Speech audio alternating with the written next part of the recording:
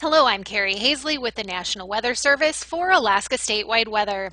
Now, across the state today, we do have high pressure dominating most of mainland Alaska. With that, we are seeing some clear skies and some cool temperatures.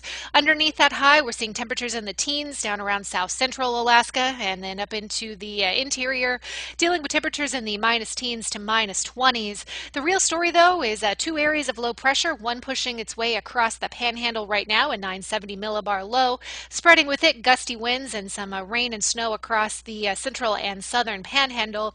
And then the next big weather maker is moving out of far eastern Russia and into the Bering Sea with a frontal boundary that's going to race its way across the Bering Sea tonight and then push its way into the west coast of mainland Alaska tomorrow.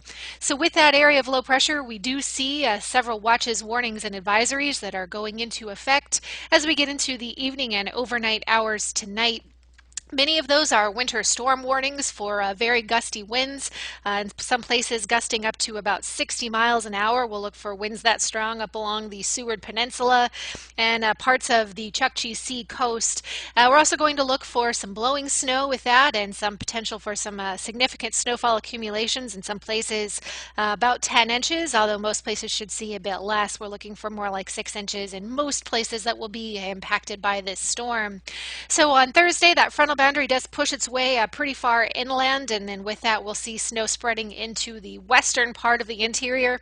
So we also have some winter storm watches in effect for the places like the lower Yukon Valley and then over towards the Aniak and McGrath area. You're going to be on the lookout as this system moves its way into the day on Thursday. High pressure pushes its way into Canada, so with that we see at least some potential for some snow showers making their way into the eastern interior as well. Now the system does weaken a lot by the time we get into the day on Friday. The area of low pressure itself will push its way up through the Bering Strait. And any precipitation left with that is going to work its way up along the Brooks Range and be in the eastern parts of the interior from Fairbanks up towards the western interior. So we'll see some snow showers lingering through the day on Friday up around Bettles and also around the Seward Peninsula, while high pressure will again build back in over the Panhandle and south central Alaska for Friday.